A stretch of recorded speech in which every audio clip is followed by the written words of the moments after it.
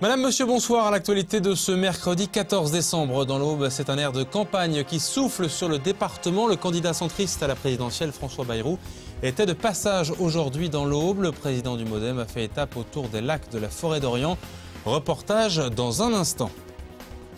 Ils sont nés avec Internet, il fait partie de leur quotidien, mais les jeunes collégiens ne savent pas toujours quelles sont ses limites. Cette semaine au collège Saint-Pierre à Troyes, des professionnels leur ont donné les clés pour surfer en connaissance de cause. Reportage à suivre.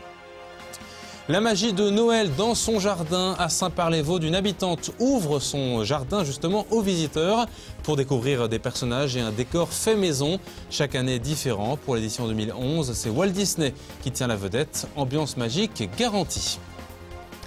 À 144 jours du scrutin, il est crédité de 13% des voix selon les derniers sondages. Au coude à coude avec Marine Le Pen, François Bayrou est venu prendre un bol d'air pur dans l'Aube ce mercredi.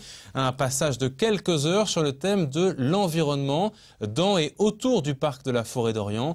Rencontre des élus également au programme, mais pas de réunion publique. L'objectif du Béarnais de 61 ans, c'est avant tout de sensibiliser à l'éducation à l'environnement. Annabelle Millet l'a suivi dans l'espace faune réservé aux espèces en voie de disparition. Un coup de projecteur bienvenu pour le site Aubois. Regardez. Donc ça fait des monopoles génétiques, non ? Ils sont tous frères et sœurs après. Il a beaucoup écouté, il s'est intéressé à la reproduction des cerfs, il a observé les aurochs, ces animaux d'un autre temps, et il a posé quelques questions essentielles. C'est bon l'auroch ? L'auroch, c'est délicieux. Si François Bayrou s'est déplacé dans l'Aube et en particulier au cœur du parc de la Forêt d'Orient, c'est pour présenter, dans un cadre adéquat, un décor parfaitement adapté, son programme de campagne pour l'élection présidentielle. Il faut une écologie positive qui prenne sa place dans tous les programmes et en tout cas dans le mien. Une manière de concentrer l'attention sur la vraie vie, celle des forêts, celle des prairies, celle des sous-bois, celle des espèces vivantes, celle des abeilles dont on a besoin pour survivre, dont l'humanité a besoin pour survivre. Et c'est ici un endroit formidable pour la rencontrer. Un attachement à la nature partagé avec le président du MoDem Aubois, Pascal Landrea, ravi de cette visite. Bien évidemment très satisfait que pour ce début de campagne, puisque François Bayrou vient de déclarer sa candidature à la présidentielle. Et donc l'un de ses premiers déplacements se fait dans notre département et j'en suis vraiment très satisfait. D'autant plus qu'il a choisi comme thématique l'environnement, la nature, et vous savez que c'est un thème qui m'est particulièrement cher. Un déplacement de campagne à la campagne qu'ont pu aussi apprécier les responsables du territoire, mis ainsi sous les projecteurs. Au vu de la couverture médiatique de cette visite, on va parler du parc ce soir dans tout l'Hexagone. Donc nous sommes un territoire qui accueille du public, qui accueille des touristes, un territoire intéressant sur le plan écologique, qui accueille aussi des gens friands de touristes de nature, de faune et de flore sauvage. Donc je pense que c'est un bon coup de publicité pour le parc de la Forêt d'Orient. Il nous l'a confié, François Bayrou aime l'Aube parce que ce département sait respecter le patrimoine naturel et historique. Reste à savoir si ce déplacement au milieu des cerfs et des oies cendrées aura su convaincre les Aubois. Au lendemain de la campagne de prévention lancée par les forces de l'ordre sur les routes avant les vacances de Noël, la réalité a repris ses droits avec un accident qui aurait pu être beaucoup plus grave. Hier soir, sur la rocade ouest à la Chapelle-Saint-Luc, 2 jeunes gens de Verrières ont été blessés légèrement. Christian Vira était sur place. Une dizaine de personnels de secours de Troyes et de la Chapelle-Saint-Luc sont intervenus à 19h30 sur la rocade pour un accident impliquant un seul véhicule. D'après les premiers éléments recueillis sur place, cette Peugeot 306 cabriolet aurait, lors d'un dépassement, percuté la bordure de la chaussée, traversé les voies, percuté le talus, pour finir sur le toit, avec 2 habitants de Verrières à l'intérieur. À l'intérieur, il y avait 2 personnes âgées de 21 et 22 ans qui étaient blessées et incarcérées. C'était des blessés légers. La difficulté, c'était que la VL se situait sur le toit et qu'il fallait pouvoir désincarcérer les 2 personnes convenablement. Nous avons tout d'abord calé le véhicule et ensuite nous avons procédé à une désincarcération en ôtant les portes du véhicule. Le fait que ce soit un cabriolet semble difficile puisque les montants arrière sont extrêmement renforcés de manière à ce que le véhicule ne s'enfonce pas et donc effectivement c'est difficile à les découper. La désincarcération a duré près de 20 minutes. Parfaitement conscients, les 2 blessés ont été transférés à l'hôpital de Troyes. Une fois encore, donc, la prudence est vivement recommandée sur les routes, notamment pendant les vacances. Si les contrôles sur les routes s'intensifient, d'autres opérations des services de l'État sont en cours et concernent la période des fêtes. Dans les supermarchés, la direction de la protection des personnes, l'ancienne répression des fraudes, veille à la qualité de votre foie gras, votre saumon ou vos langoustes. Après avoir vérifié le conditionnement, la distribution fait l'objet d'une surveillance accrue ces jours-ci, comme ce matin à Saint-Julien-les-Villas, dans l'Intermarché des Rives de Seine. Qualité, label, date de péremption, étiquetage, tout est passé au peigne fin. Les jouets également par les agents. Valérie Lebourg est la directrice de la cohésion sociale dans le département.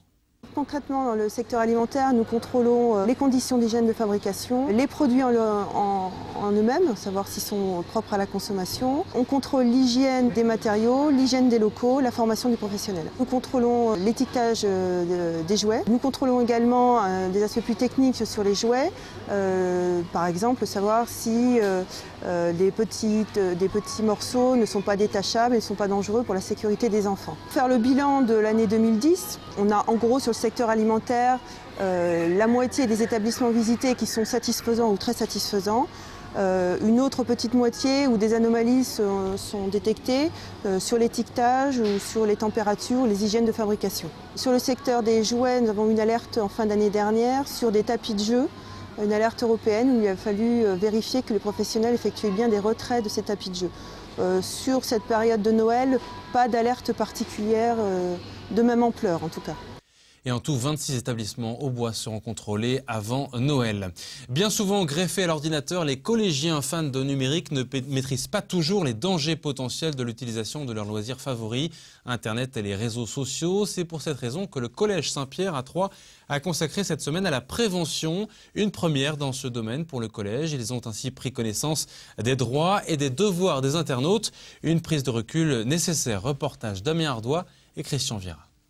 En plus de la prévention routière et de la drogue, ici les collégiens ont suivi des séances d'information sur de nouveaux dangers, ceux de l'Internet. Les professeurs sont aussi dépassés par ce genre de choses. Les élèves vont beaucoup plus vite que nous et donc on voulait aussi leur montrer qu'il y a des risques. Dans les échanges avec les surveillants en l'occurrence, ils vont parler de Facebook, de photos qu'ils veulent mettre sur Facebook. Ils nous posent la question, pas toujours d'ailleurs, ils essaient aussi parfois de le faire tout seuls de leur côté et ça, il faut qu'ils comprennent que le droit à l'image, c'est quelque chose qu'il faut maîtriser.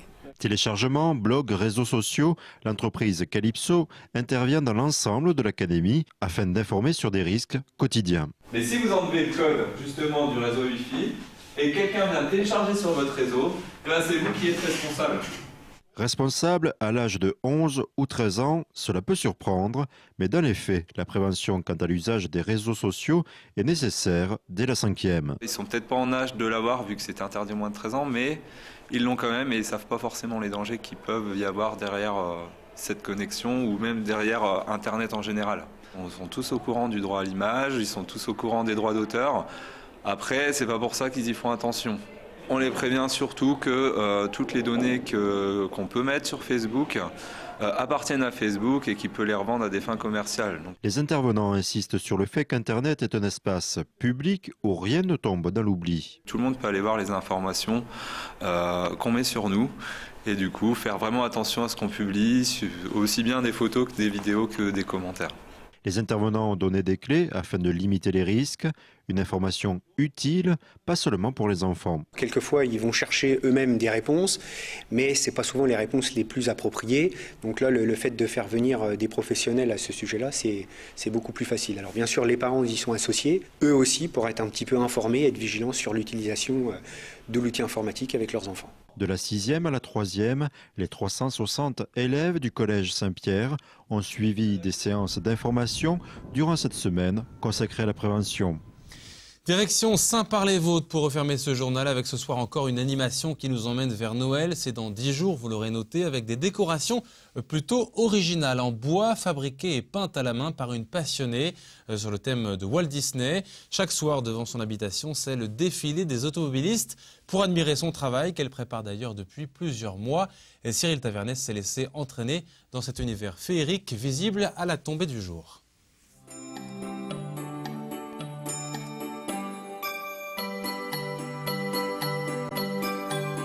Tous les soirs, à la tombée de la nuit, la cour de Christiane s'illumine et à chaque fois, la magie de ses décorations ravit petits et grands venus en curieux. C'est féerique, c'est pour les enfants, c'est joli. Hein, on a beau être mamie, mais on aime. On est resté enfant, on reste enfant. Cela fait 20 ans pour leur plaisir que Christiane et son mari Christian fabriquent ces décorations. Christiane reproduit les personnages de Walt Disney, grandeur nature avec du contreplaqué et de la peinture à l'huile. Elle trouve ces modèles dans des livres pour enfants, Peter Pan, Blanche-Neige ou encore le livre de la jungle. Tout le monde fait Noël, Père Noël, et bon, Père Noël, le petit bonhomme de neige et tout ça. Et j'ai dit pourquoi pas, les dessins animés, c'est pas mal, parce que Noël c'est pour les enfants, et les enfants sont intéressés par Walt Disney. Tous les ans je change. Alors, donc l'année dernière c'était Peter Pan, et cette année c'est La Belle et la Bête. Christiane a raison de 2 jours par semaine, fabrique tous ses décors en 6 mois. Peinture et contreplaqué lui coûtent environ 400 €. C'est son mari qui depuis 20 ans lui découpe à la scie ses personnages pour qu'ils prennent vie. Comme c'est son passe-temps, bon bah c'est tout. Et puis comme elle est bien gentille avec moi, pourquoi je lui ferais pas plaisir? Quelqu'un qui arrive à dessiner comme elle dessine, avoir des idées comme elle a. Elle a des idées dans tout, elle. Avec rien, elle fait quelque chose. Bon, ça c'est un don. Hein?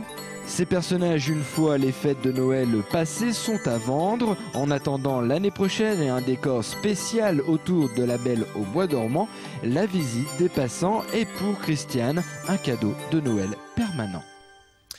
Et on salue Christiane et Christian justement pour leur beau travail. C'est la fin de ce journal. Dans quelques minutes sur Canal 32, les prévisions météo avec des rafales de vent pouvant aller jusqu'à 100 km/h dans la nuit de jeudi à vendredi. Prudence. Les détails à suivre avec Sandra Durupt. Très belle soirée à vous. Demain ce sera Damien Ardois pour le JT. À très bientôt.